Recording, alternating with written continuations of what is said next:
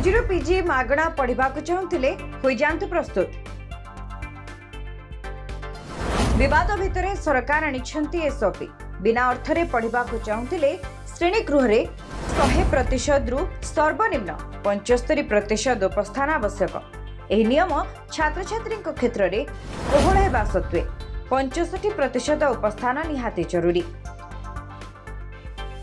एसएएमएस माध्यम एक योग्य शिक्षानुष्ठान रे नियमित स्नातक बा स्नातकोत्तर पाठ्यक्रम रे नाम लेखाइथिबा दरकार। प्रथम थर पई जो माने यूजी किंबा पीजी किंबा परवर्ती पुनः नाम लेखा पई ए निशुल्क सुविधा रहिछि। उच्च शिक्षा रे वर्तमान सुधा 80,000 पिला एडमिशन करिसेंती। सथिमध्यरु 65,000 पिला चॉइस चेंज करिसेंती। माननीय मुख्यमंत्री केजी रु पीजी निशुल्क शिक्षादान व्यवस्था हेब बोली घोषणा करथिले एवं आपण माने समस्त अवगत अछंती जे अष्टम श्रेणी पर्यंत निशुल्क शिक्षादान व्यवस्था लागू होइतिला। तेणु नवम दशम एकादश द्वादश ये व्यवस्था विद्यालय और गणशिक्षा विभाग ताहा मध्य निशुल्क होबाकू जाउछि एवं तदूर्ध्व पीजी पर्यंत जोटा आम अंडर ग्रेजुएट कोर्स करछंती बा प्लस 3 करछंती तापर पोस्ट ग्रेजुएट कोर्स करछंती ये पीजी पर्यंत निशुल्क शिक्षादान। राज्य में आर्थिक समस्या पई पाठ पढ़ारे उपजुथिबा समस्यार मुक्ति पाइबा पई मोहन सरकार आगे आसिछंती।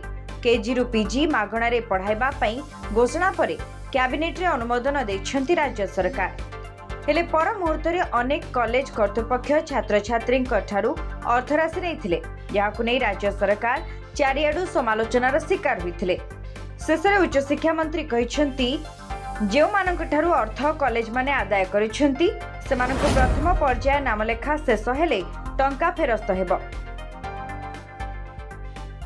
जे अकाउंट रे एडमिशन करिथिले छात्र छात्री सेही अकाउंट को टंका फेरस्त कराजिबो। पिलांक ठारू बैंक अकाउंट संबंध रे पचरा जिवो ताहा ठीक अछि कि नाही। एडमिशन समय रे जो भाबरे सचिव महाशय कहउतले एडमिशन समय रे अनेक अर्थ लिया जायता।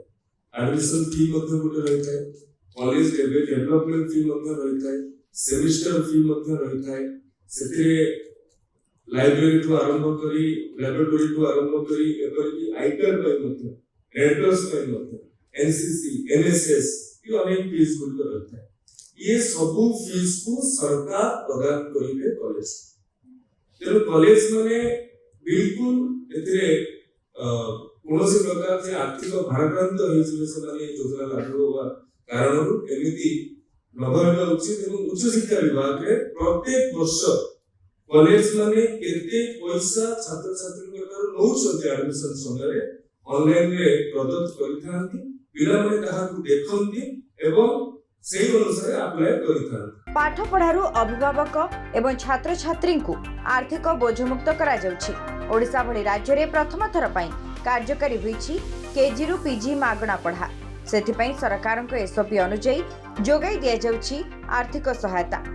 भुवनेश्वर प्रशांत दास को रिपोर्ट, बड़ खबर।